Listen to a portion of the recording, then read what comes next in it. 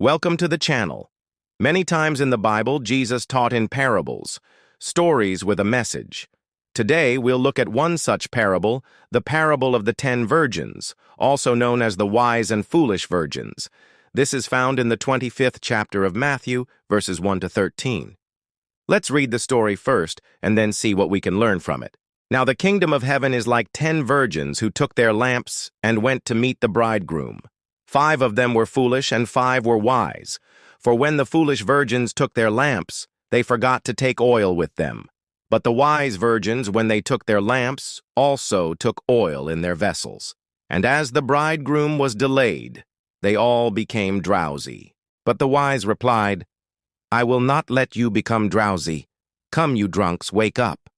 But he said, "No, I am afraid that while you go to wake up, the lamp inside me will go out. Then how will I light it again?" The foolish virgins said to the wise, "We want to come with you." The wise virgins answered, "No, you must not come with me because you are not my sisters. You are only the daughters of Belial." Just then the bridegroom came, and with him the procession. And the virgins who had prepared went in with him to the wedding feast, and the door was shut. Afterward, the other virgins came also, and began to knock. "He! They called. To them, he who was in charge of the feast answered, "I tell you, I do not know you from where you are. Therefore keep watch, because you do not know the day when your Lord is coming." This is the Bible story. Now let's try to understand its meaning. In this parable, there are 2 groups of virgins, the foolish and the wise, who are waiting for the bridegroom. It is believed that these virgins represent believers, and the bridegroom represents Jesus Christ. The foolish virgins represent those who profess to be Christians but do not live holy lives.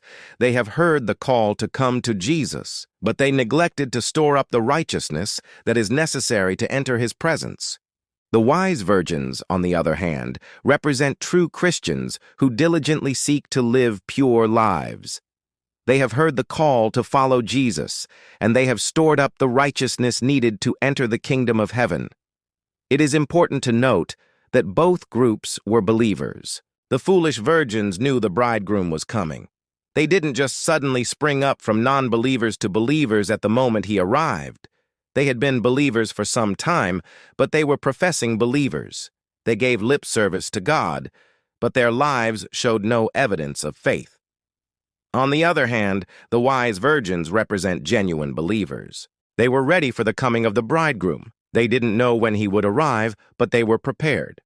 The main point of the parable is to encourage believers to be ready for the return of Jesus. As Christians, we should not be complacent or unprepared. We need to be diligent in our walk with God and make sure that we have stored up enough righteousness to enter the kingdom of heaven. Let's learn some lessons from this parable. Lesson 1. We need to be aware of the second coming of Jesus.